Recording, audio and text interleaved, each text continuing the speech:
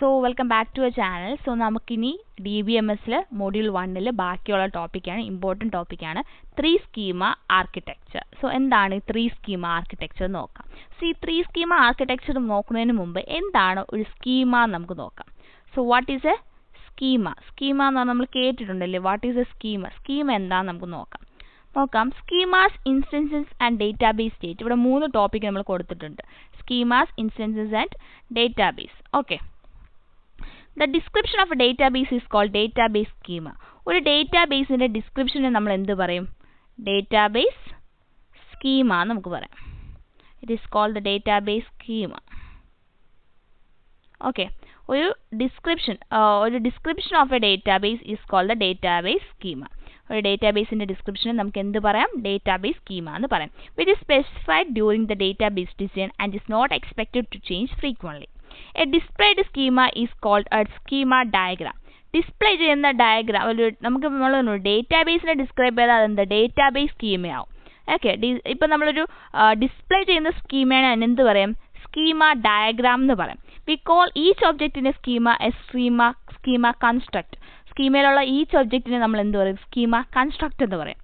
The data in database at particular instant or moment of time is called database state or snapshot എന്നും പറയും. So ഇത് 3 topics അതിൽ 3 schema ആർക്കിടെക്ചറിന് മുമ്പ് നിങ്ങൾ അറിഞ്ഞിരിക്കണം. എന്താണ് സ്കീമ, എന്താണ് ഇൻസ്റ്റൻസസ്, എന്താണ് ഡേറ്റാബേസ് സ്റ്റേറ്റ്. സോ മെയിൻലി ഇവിടെ പഠിക്കാനുള്ള സ്കീമാസ് എന്താണ്, സ്കീമ എന്താണെന്ന് വെച്ചാൽ ഒരു ഡേറ്റാബേസിനെ ഡിസ്ക്രൈബ് ചെയ്യുന്നത് അത് ഡേറ്റാബേസ് സ്കീമായി മാറും.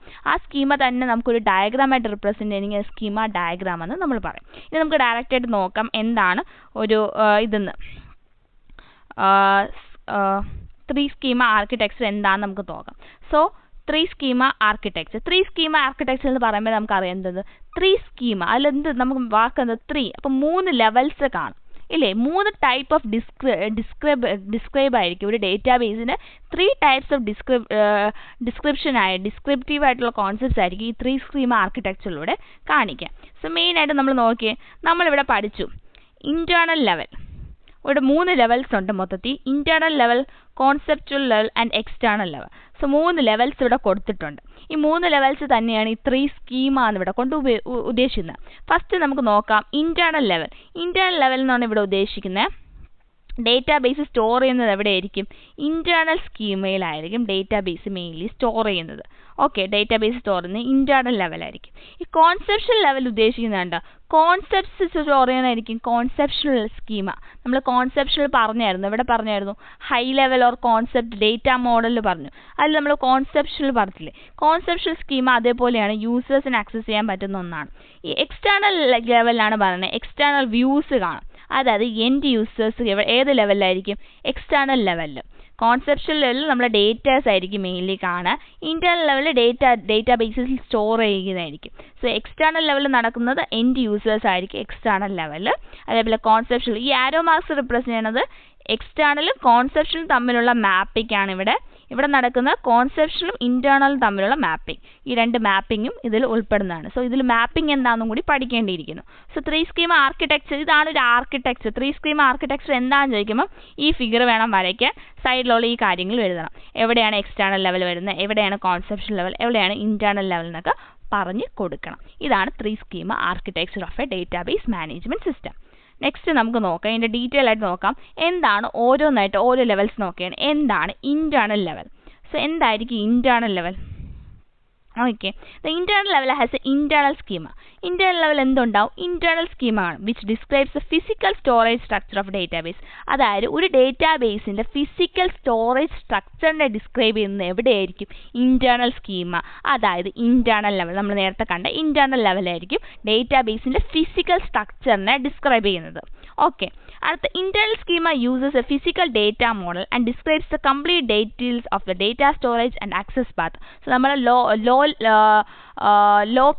ലെവൽ ഡേറ്റ മോഡൽസ് നമ്മൾ പഠിച്ചു. അതിൽ നമ്മൾ പറഞ്ഞു ഫിസിക്കൽ ഡേറ്റ മോഡൽസ് ആണ് അതൊക്കെ. ലോ ലെവൽ ഡേറ്റ മോഡൽസ് എന്താണ്? ഫിസിക്കൽ ഡേറ്റ മോഡലാണ് ഇവിടെ ഉദ്ദേശിക്കുന്നത്.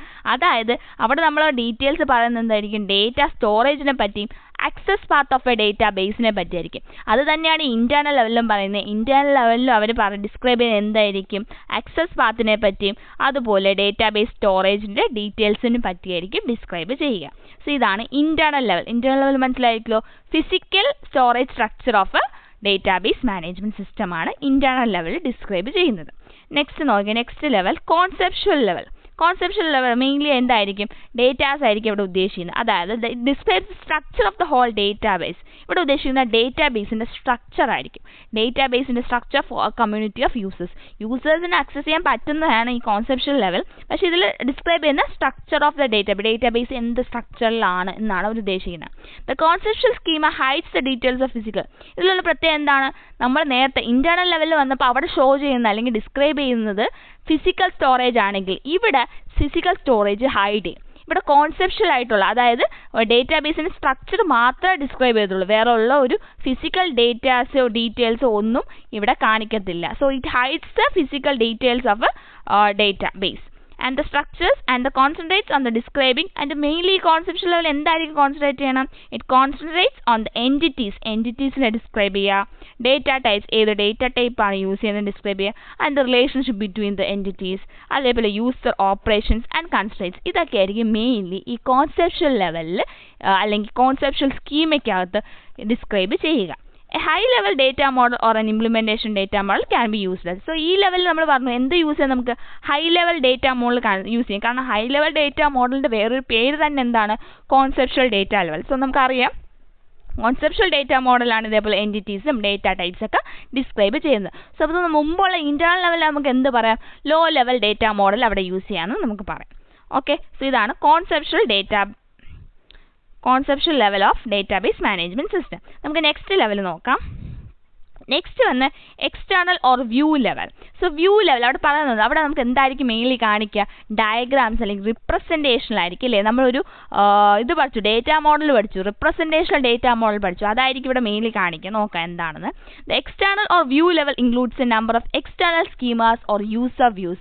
അത് യൂസറിനെ വ്യൂ ചെയ്യുക അല്ലെങ്കിൽ എക്സ്റ്റേണൽ ആയിട്ടുള്ള സ്കീമ, എൻഡ് യൂസേഴ്സിൻ്റെ വ്യൂസ്, അതേപോലെ എക്സ്റ്റേണൽ സ്കീമാസ് ആയിരിക്കും ഈ എക്സ്റ്റേണൽ വ്യൂവിൽ ഇൻക്ലൂഡ് ചെയ്തിരിക്കുക.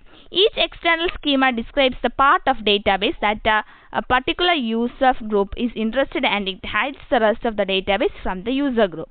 A high-level data model or an implementation data model can be used. So ഇവിടെ നമുക്ക് എക്സ്റ്റേണൽ ഓർ വ്യൂ ലെവലിൽ നമുക്ക് എന്ത് വേണം? ഹൈ ലെവൽ ഡേറ്റാബേസ് ഉപയോഗിക്കാം, അല്ലെങ്കിൽ ഒരു ഇംപ്ലിമെൻറ്റേഷൻ ഇവിടെ ഉദ്ദേശിക്കുന്നത് എന്താണ്? റിപ്രസെൻറ്റേഷനിലെ വേറൊരു പേരാണ് ഇംപ്ലിമെൻറ്റേഷൻ. സോ ഇവിടെ നമുക്ക് ഹൈ ലെവൽ ഡേറ്റ മോഡൽ ഉപയോഗിക്കാം, അല്ലെങ്കിൽ നമുക്ക് റിപ്രസെൻറ്റേഷണൽ ഡേറ്റ മോഡൽ ഉപയോഗിച്ച് ഡയഗ്രാംസ് ആയിട്ട് അല്ലെങ്കിൽ എൻഡ് യൂസേഴ്സിന് കാണത്തക്ക രീതി ഒരു ഡേറ്റ മോഡൽ ഉപയോഗിച്ച് നമുക്ക് ഈ ഡേറ്റ സ്കീമാസിനെ എന്ത് ചെയ്യാം? ഡിസ്ക്രൈബ് ചെയ്യാം. സോ ഇതാണ് external or view level. So external view level മനസ്സിലായി എന്ന് വിചാരിക്കുന്നു. ഓക്കെ ആണല്ലോ എക്സ്റ്റേണൽ വ്യൂ ലെവൽ. ഓക്കെ, ഇനി നമുക്ക് പഠിക്കാനുള്ളത് ഇതിൽ മാപ്പിംഗ് എന്താണെന്ന് ജസ്റ്റ് ഒന്ന് ചോദിച്ചാൽ നമുക്ക് എഴുതാം. വാട്ട് ഈസ് എ മാപ്പിംഗ് ചോദിച്ചാൽ the processes of transforming request and results between levels തമ്മിലുള്ള ട്രാൻസ്ഫോർമേഷൻ ഓഫ് ദ റിസൾട്ടും റിക്വസ്റ്റും തമ്മിലുള്ള ഒരു ട്രാൻസ്ഫോർമേഷൻ അല്ലെങ്കിൽ മെസ്സേജ് പാസിങ്ങിനെ നമുക്ക് എന്തെന്ന് പറയാം? മാപ്പിംഗ്. അതാണ് നമ്മൾ പറഞ്ഞ കോൺസെപ്ച്വൽ ആൻഡ് ഇന്റേണൽ മാപ്പിംഗ്, അതേപോലെ എക്സ്റ്റേണൽ ആൻഡ് കോൺസെപ്ച്വൽ മാപ്പിംഗ്, അങ്ങനത്തെ മാപ്പിംഗ് ഒക്കെ DBMSൽ ഉണ്ട്. ഓക്കെ, ഇതാണ് മാപ്പിംഗ്. വന്നിട്ട് നമുക്ക് നെക്സ്റ്റ് പഠിക്കാനുള്ള ടോപ്പിക് ഡേറ്റ ഇൻഡിപെൻഡൻസിനെ പറ്റിയാണ്. സോ ഈ 3 സ്കീമ ആർക്കിടെക്ചർ വെരി ഇമ്പോർട്ടൻ്റ് ആയിട്ടുള്ള ക്വസ്റ്റ്യൻ ആണ്. ഇത് മനസ്സിലായെന്ന് വിചാരിക്കുന്നു.